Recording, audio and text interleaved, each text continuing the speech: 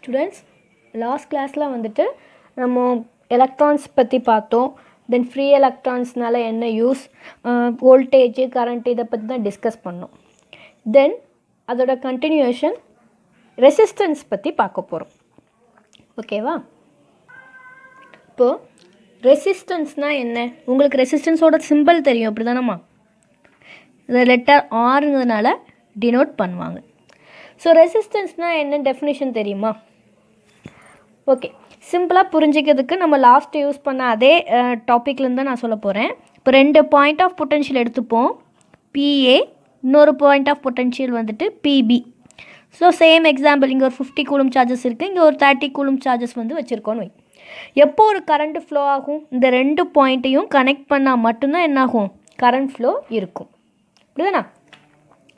இது வந்து மெட்டீரியல் எந்த மெட்டீரியல்னாலும் இருக்கலாம். அது காப்பரோ, அலுமினியமோ, இல்லை ஒரு அயனோ, ஏன் வுட்டாக கூட இருக்கலாம், மைக்கா, இந்த மாதிரி ஏதோ ஒரு மெட்டீரியலை வந்து 2 பாயிண்ட் வச்சு கனெக்ட் பண்ணுறோம். அப்படிங்கும்போது என்னாகும்? இந்த ஃப்ரீ எலக்ட்ரான்ஸ் பாயிண்ட் ஏலேருந்து பாயிண்ட் பிக்கு ஃப்ளோ ஆகும் அப்படிங்கிறதெல்லாம் பார்த்தோம். இதெல்லாம் லாஸ்ட் கிளாஸ்லேயே நம்ம டிஸ்கஸ் பண்ணது.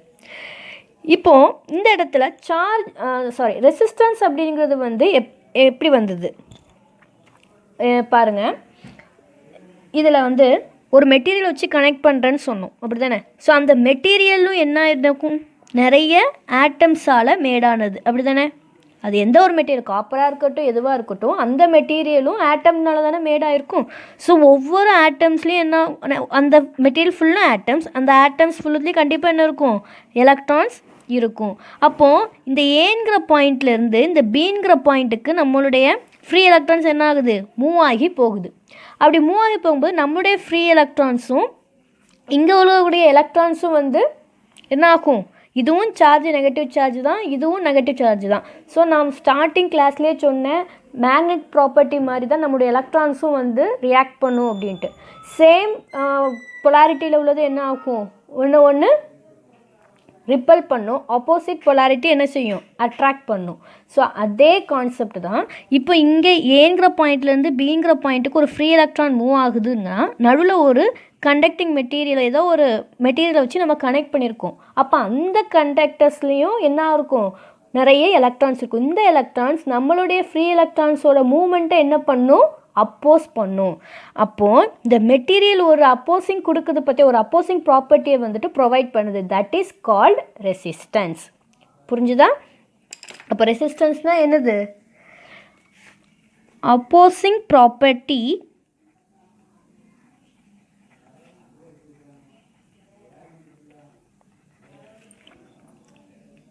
of a material for எதுக்குமா? எதை அப்போஸ் பண்ணுது இந்த material? For the movement of current movement, இல்லைன்னா சார்ஜ் மூமெண்ட் ஆகுறது, அப்படி தானே? Movement of current or movement of charge, it's known as என்னது? ரெசிஸ்டன்ஸ். புரியுதா? 2 பாயிண்ட்டை நம்ம கனெக்ட் பண்ணுறதுக்காண்டி ஒரு மெட்டீரியல் யூஸ் பண்ணுறோம். அந்த மெட்டீரியல் வந்துட்டு ஒரு பாயிண்ட்லேருந்து இன்னொரு பாயிண்ட்டுக்கு நம்ம ஃப்ரீ எலக்ட்ரான்ஸில் அந்த மெட்டீரியல் வழியாக ஃப்ளோ ஆகும்போது அந்த மெட்டீரியலால் கொடுக்கக்கூடிய அந்த அப்போசிங் ப்ராப்பர்ட்டியை தான் என்ன சொல்கிறோம்? ரெசிஸ்டன்ஸ்னு சொல்கிறோம். ஓகேவா? ஸோ ரெசிஸ்டன்ஸ் அதிகமாக இருக்க உனக்கு கரண்ட் ஃப்ளோ என்ன ஆயிடுது? சார்ஜஸோட மூவ்மெண்ட் என்ன ஆயிடுது? கம்மியாயிடும். அப்போ கரண்ட்டு கம்மியாயிரும். இதுவே ரெசிஸ்டன்ஸ் கம்மியாக இருக்குது அப்படின்னு சொன்னால் கரண்ட் என்னவாக இருக்கும்? அதிகமாக இருக்கும். ஓகே, இப்போ வோல்டேஜ், கரண்ட்டு, ரெசிஸ்டன்ஸ்னால் ஒரு ஐடியா கிடச்சிருச்சா? ஸோ இது இப்போ எல்லாமே வந்துட்டு ஒரு ஜென்ரலாக நம்ம அந்த சர்க்யூட் தியரி போகிறதுக்கு முன்னாடி ஒரு ஜென்ரலாக உள்ள கான்செப்ட் தான் பார்த்துருக்கோம். ஓகேவா? இனி நம்ம யூனிட் வைஸ் ஒவ்வொரு டாப்பிக்கும் பார்க்க ஆரம்பிக்கலாம். ஓகேவா? ஒரு ஃப்ரெஷ்ஷாக ஒரு புது நோட்டு போட்டுக்கோங்க. ஸோ தமிழ் நோட்ஸ் வேணவங்க தமிழ் நோட்ஸ் காப்பி பண்ணிக்கோ, இங்கிலீஷ் நோட்ஸ் வேணுங்கவங்க இங்கிலீஷ் நோட்ஸ் காப்பி பண்ணிக்கோ. ஸோ எது உனக்கு ஈஸியாக இருக்கோ அதை ஃபாலோ பண்ணிக்கோமா. பட் கொஸ்டின் வந்துட்டு நம்மளுக்கு இங்கிலீஷில் தான் கேட்பாங்க. உன்னுடைய ரெஃபரன்ஸுக்கு எது ஈஸியாக இருக்கோ அதை ஃபாலோ பண்ணிக்கோ. ஓகேவா? So topic first unit 1. இதில் வந்து டிசி சர்க்யூட்ஸும் உண்டு, எலக்ட்ரோஸ்டாட்டிக்ஸும் உண்டு. நம்ம ஃபஸ்ட்டு டிசி சர்க்யூட்ஸ் கான்செப்ட் தான் பார்த்துட்ருக்கோம். ஹெட்டிங் போட்டுக்கோமா, டிசி சர்க்யூட்ஸ் இன்ட்ரொடக்ஷன் போட்டுக்கோ. All matters in the universe are made up of fundamental building blocks called atoms. So எல்லா ஆட்டம்ஸ்லேயும் வந்துட்டு என்னென்ன 3 பார்ட் பார்த்தோம், protons, neutrons, electrons. So protons என்னது பாசிட்டிவ் எலக்ட்ரிக் சார்ஜ், அதே மாதிரி neutrons there is no electrical charges there. Then electrons என்னது negative electrical charge. தென் அதோட atomic ஸ்ட்ரக்சரை ட்ரா பண்ணி வச்சுக்கோ. ஓகேவா? சிமிலர்லி தமிழில் சொல்ல போகிறதா இருந்தால் என்ன சொல்லுவோம், எந்த ஒரு உலகத்தில் இருக்க எல்லா பொருளுமே அணுக்களால் என்னது உருவானது, அப்படின்னா அணுக்களின் கட்டமைப்பால் உருவானது. ஸோ ஆட்டம்ஸ் தான் அணுக்கள் இல்லையா? ஸோ அதில் என்னெல்லாம் இருக்குது, ப்ரோட்டான்ஸ் இருக்குது, எலக்ட்ரான்ஸ் இருக்குது, நியூட்ரான்ஸ் இருக்குது. ப்ரோட்டான்ஸ் நேர்மின் சுமை, அதுதான் பாசிட்டிவ் எலக்ட்ரிக்கல் சார்ஜ் அப்படின்னு சொல்லுவோம். ஓகேவா? தென் நியூட்ரான்ஸ் மின் சுமை அற்றது, there is no electrical charges there. Then electrons எதிர்மின் சுமையோட நெகட்டிவ் எலக்ட்ரிக்கல் சார்ஜஸ் வந்து அதில் இருக்கும். ஸோ அதோட அட்டாமிக் ஸ்ட்ரக்சரை வந்து ட்ரா பண்ணி வச்சுக்கோங்க. ஓகேவா? The next side heading current. கரண்ட்டோட டெஃபினேஷன் எழுதிக்கோமா. The flow of free electrons in any conductor is called current. So அதை எந்த லெட்டரால் டினோட் பண்ணுவோம், ஐ, கேபிட்டல் ஐ. ஓகேவா? யூனிட் ஆஃப் கரண்ட் என்னது ஆம்பியர். நம்மளுக்கு ஃபிசிக்ஸ் லேபாக இருக்கட்டும் இல்லை நம்ம இடிசி லேபில் இருக்கட்டும், ஆல்ரெடி நம்ம வந்து இந்த மெஷர்மெண்ட்ஸ்லாம் பார்த்துட்டோம். அப்படின்னா கரண்ட்டை எதை வச்சு மெஷர் பண்ணுவோம், அம்மீட்டரை வச்சு என்ன பண்ணுவோம், மெஷர் பண்ணுவோம். தென் பொட்டன்ஷியல் டிஃப்ரென்ஸ் இல்லைனா வோல்டேஜ் எழுதிக்கோ. The difference in electrical charge between 2 points in a circuit. பார்த்தோமா, 2 பாயிண்ட்டுக்கு இடையில உள்ள பொட்டன்ஷியல் டிஃப்ரென்ஸ் தான் என்னது வோல்டேஜுங்கிறத வச்சு மெஷர் பண்ணுறோங்கிறத பார்த்தோம்ல கான்செப்ட், அதே தான்.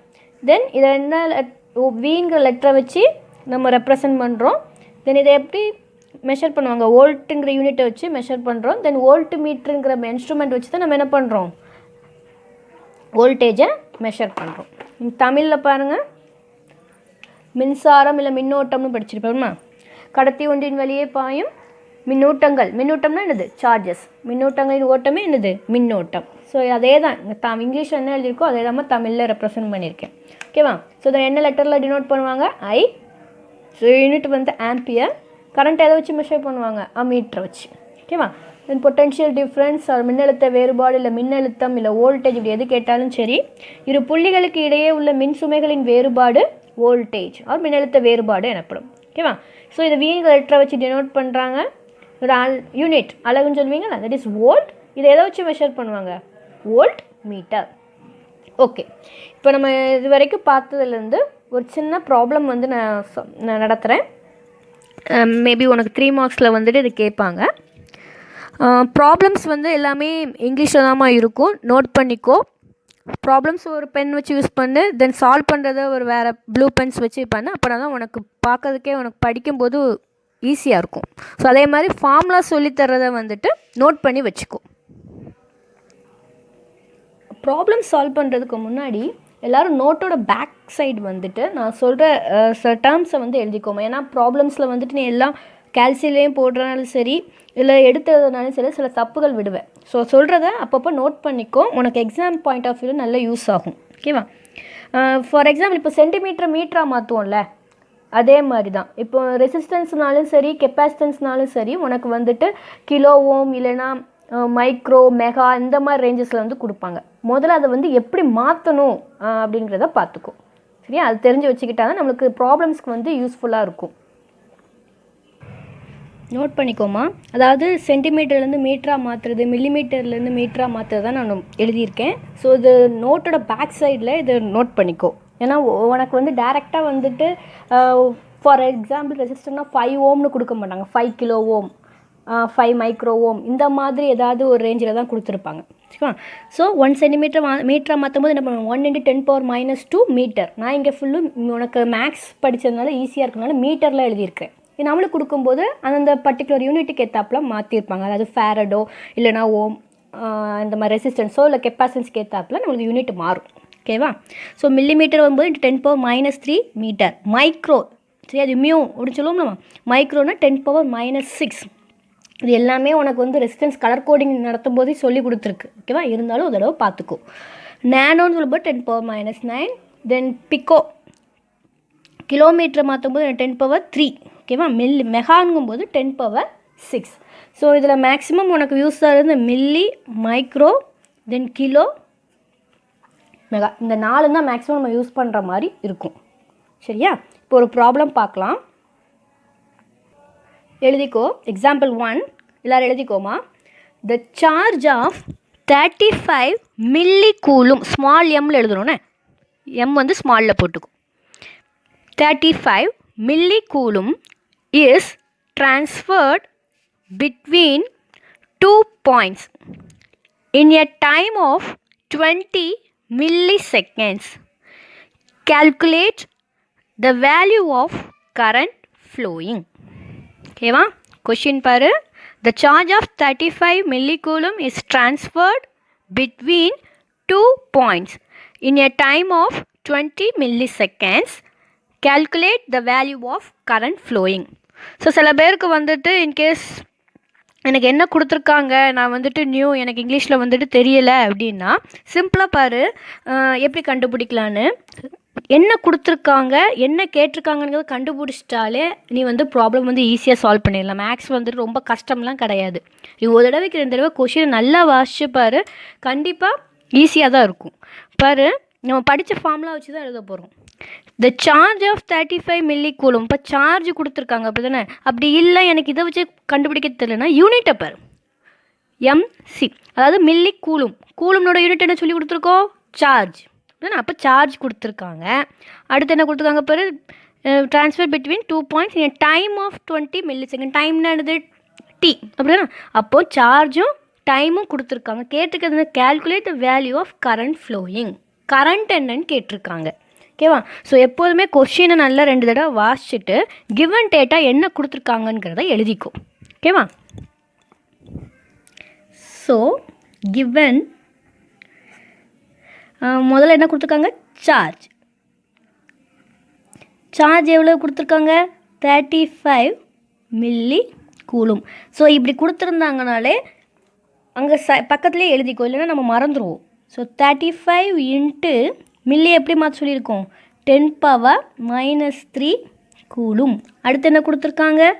டைம். டைம் எவ்வளோமா? 20 milliseconds. அதே மாதிரி 20 இன்ட்டு 10⁻³ செகண்ட்ஸ். ஓகேவா? ஸோ என்ன கண்டுபிடிக்க சொல்லியிருக்காங்க? டு ஃபைண்ட் கரண்ட் என்ன அப்படின்னு கேட்டிருக்காங்க. ஸோ லாஸ்ட் கிளாஸில் கரண்ட்டு ஃபார்மில் என்ன படித்தோம்? dq/dt. இங்கே ரேட் ஆஃப் சேஞ்ச் ஆஃப்னு கொடுக்கல, டைரெக்டாக கரண்ட்டு இந்த மாதிரி தான் கொடுத்துருக்காங்க. அதனால் நம்ம எப்படி எடுத்துக்கலாம்னா q/t, அதாவது I என்னது? q/t அப்படின்னு நோட் பண்ணிக்கும். இதில் க்யூவும் அதாவது க்யூ அதாவது சார்ஜ் தான் என்னது? q, t என்னது? டைம். இந்த ரெண்டும் கொடுத்துருக்காங்க, I கேட்டிருக்காங்க. சிம்பிள் தானே? ஓகே. எனக்கு கேல்சியில் போட தெரியல அப்படின்னு யாராவது ஸ்டூடெண்ட்ஸ் இருந்ததுன்னா சொல்கிறேன், அதே மாதிரி போடு. அதாவது நம்மளை என்ன பண்ணுவேன்னு தெரியுமா? அதாவது ஸ்டூடெண்ட்ஸ் மேக்ஸிமம் நீ தப்பு விடுறது என்னென்னா 35 × 10⁻³ டிவைட் பை 20 × 10⁻³ தான். அப்படி தானே? அதுதான் கரண்ட்டுக்கு வந்து இப்போ நமக்கு க்யூ வந்து என்ன கொடுத்துருக்காங்க? 35 × 10⁻³ டிவைட் பை 20 × 10⁻³. ஸோ நீ என்ன பண்ணுவேன்னா டிவிஷன் எனக்கு தான் தெரியுமேன்ட்டு என்ன பண்ணிடுற? 35 × 10⁻³ டிவிஷன் அப்படின்னு போட்டு எழுதுற. அப்படிலாம் பண்ணேன்னா ஆன்சர் தப்புன்னு வந்துடும். ஸோ கேர்ஃபுல்லாக செய்யணும்.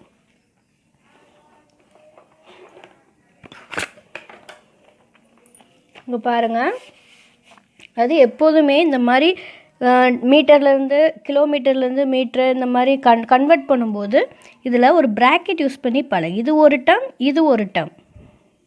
ஓகேவா? இங்கே பாரு, ப்ராக்கெட் ஓப்பன் பண்ணி 35 × 10 பவருக்கு வந்து இந்த கேப் யூஸ் பண்ணணும். ஓகேவா? 35 × 10 பவருக்கு இந்த கேப் யூஸ் பண்ணுறேன். போட்டுட்டு பவர் -3க்கு வந்து இங்கே 2 மைனஸ் இருக்குது. அப்படின்னா சப்ட்ராக்ஷனுக்குள்ள மைனஸ் தான் வந்துட்டு உனக்கு இது. ஓகேவா? இந்த கேப்புக்கு அதாவது பவரில் யூஸ் பண்ணக்கூடிய மைனஸ்க்கு வந்து இங்கே மேலே ஒரு மைனஸ் சிம்பிள் போட்டிருப்பாங்க, அதை யூஸ் பண்ணு. ஸோ -3. ஸோ மேலே இருக்க டேர்ம் நம்ம என்ன பண்ணியாச்சு? எழுதியாச்சு. இது என்ன பண்ணணும்? டிவிஷன் தானே, வகுத்தல் தானே. டிவிஷன், திரும்ப ப்ராக்கெட் ஓப்பன் பண்ணு. நீ இந்த ப்ராக்கெட் யூஸ் பண்ணாமல் போட்டேன்னா இந்த 10⁻³ டிவிஷன் அடுத்த டேர்ம் எடுத்துக்கும், 20 எடுத்துக்கும். அப்போ வேறு ஆன்சர் வந்துடும். ஸோ அதான் இந்த டேர்ம் வேறு இந்த டேர்ம் வேறுங்கிறத நம்ம ப்ராக்கெட் யூஸ் பண்ணி தான் நம்மளுக்கு, ஏன்னா கேல்சிக்கு தெரியாது இல்லையா. ஸோ இப்படி தான் பிரித்து எழுதணும். அடுத்து என்ன பாரு, 20 × 10⁻³ இப்போ 20 × 10⁻³ இப்போ என்ன ஆன்சர் வருது பாரு, 1.75. ஸோ ஆன்சர் எழுதும்போது யூனிட்டோட சேர்த்து எழுதணும். Current I 1.75 ampere. So given data என்னங்கிறத எழுதிக்கோ, என்ன கேட்டிருக்காங்கங்கிறத பாரு. நம்ம படிச்சிருக்க ஃபார்முலாஸ் தான் கண்டிப்பாக அது ரிலேட் பண்ணுற மாதிரி இருக்கும். ஃபார்முலாவை எழுதிக்கோ, தட் இஸ் I = Q/T, ரெண்டையும் டிவைட் பண்ணியிருக்கேன். சிம்பிள் ப்ராப்ளம் தான். நீங்கள் தப்பு விடுறது இந்த யூனிட்டை வந்து மாற்றாமல் பண்ணுறது. ரெண்டாவது கேல்சியில் வந்து பண்ணும்போது இந்த ப்ராக்கெட் போடாமல் டேரெக்டாக டிவிஷன் அப்படின்னு போடும்போது உனக்கு இது 20 வந்து கன்சிடர் பண்ணுங்க. அப்போ × 20 ஆயிரும். புரியுதா அந்த தப்பு? ஸோ கேர்ஃபுல்லாக செய்யணும். ஓகே, இந்த சம் புரிஞ்சுதா, இந்த நம்ம நடத்தின பாடம் புரிஞ்சுதா அப்படிங்கிறதுக்கு நான் ஒரு 2 ஹோம்ஒர்க் கொடுக்குறேன். சால்வ் பண்ணுங்கள். வந்த ஆன்சரை வந்துட்டு எனக்கு கூகுள் கிளாஸ் ரூமில் சப்மிட் பண்ணுமா. ஓகேவா? ஸோ ப்ராப்ளம் சம் எப்படி செய்யணுங்கிறதுக்கும் ஒரு க்ளூஸ் வந்து கொடுத்துட்றேன். கவனி, நோட்ஸ் மாதிரி எடுத்துக்கோங்க. கிளாஸ் ஒர்க் உள்ள இது வரைக்கும் நடத்தினதை நல்லா ரிவைஸ் பண்ணிவிட்டு கிளாஸ் ஒர்க் ஒரு தடவை செஞ்சு பார்த்துட்டு அதுக்கப்புறம் ஹோம்ஒர்க் சம் ட்ரை பண்ணு. ஓகேவா? ஃபஸ்ட் ப்ராப்ளம் நோட் பண்ணிக்கோமா. If a current of 120 microamps flows for a time of 15 seconds. Determine the amount of charge transferred. Once again I repeat. If a current of 120 microamps flows for a time of 15 seconds, determine the amount of charge transferred. Question என்னமா கொடுத்துருக்காங்க? current of 120 microamps. நான் first ப்ராப்ளம்ஸ்க்கு வந்து solve பண்ணுற பாரு. Current கொடுத்துருக்காங்க எவ்வளோவா? 120 microamps. மைக்ரோனாலே எப்படி சொல்லியிருக்கேன், convert பண்ணி வச்சுக்கோங்க, × 10⁻⁻6 ஆம்பியர். ஓகேவா? அடுத்து என்ன கொடுத்துருக்காங்க? டைம் கொடுத்துருக்காங்க. டைம் எவ்வளோவா? 15 seconds. ஸோ கரண்ட்டு கொடுத்துருக்காங்க, டைம் கொடுத்துருக்காங்க. கொஷின் என்ன கேட்டிருக்காங்க? அமௌண்ட் ஆஃப் சார்ஜ் Q என்னன்னு கேட்டிருக்காங்க. ஸோ நமக்கு தெரிஞ்ச ஃபார்முலா என்னது? I = என்னது? Q/T. இதுனா I = என்னது? Q/T. எனக்கு I கொடுத்துருக்காங்க, Q கொடுத்துருக்காங்க, T என்னன்னு கேட்டிருக்காங்க. நீ கிராஸ் மல்டிப்ளை பண்ணாலும் சரி, இல்லை இந்த Qவை இந்த சைடு கொண்டு போனாலும் சரி. ஓகேவா? ஆன்சர் என்னன்னு கண்டுபிடிங்க. ஓகேவா? ரெண்டாவது சம் பாருமா. 80 coulombs of charge were transferred by a current of 0.5 ampere. 0.5. Come on, 0.5 ampere. Calculate the time for which the current flowed. புரியுதா? அதாவது இதில் என்ன கேட்டிருக்காங்க? 80 coulombs of charge were transferred. அதாவது கூலம்ஸ் என்னது? சார்ஜ் வந்து கொடுத்துட்டாங்க. By a current of 0.5 ampere. கரண்ட்டும் கொடுத்துருக்காங்க. கேட்டிருக்கிறது என்னது? டைம். சேம் தான் இல்லைண்ணே. Q கொடுத்துருக்காங்க, கரண்ட் கொடுத்துருக்காங்க, டைம் என்னன்னு கேட்டிருக்காங்க. இதே ஃபார்முலா தான். Q கொடுத்தாச்சு, கரண்ட் கொடுத்தாச்சு, டைம் என்னன்னு கேட்டிருக்காங்க. கவனமாக செஞ்சிடலாமா? ஓகே, ஃபஸ்ட் ப்ராப்ளம்ல 10⁻⁻6 போடணும். ஓகேவா? டைமிங்கில் வந்து அவங்க மாற்றலை. ஸோ எப்படி போடணுங்கிறத பார்த்துக்கோ. ஸோ கேர்ஃபுல்லாக செய்யுங்க. ஆன்சர்ஸை சால்வ் பண்ணி நம்மளுடைய கூகுள் கிளாஸ் ரூமில் வந்துட்டு சப்மிட் பண்ணு. ஓகேவாம்மா? All the best.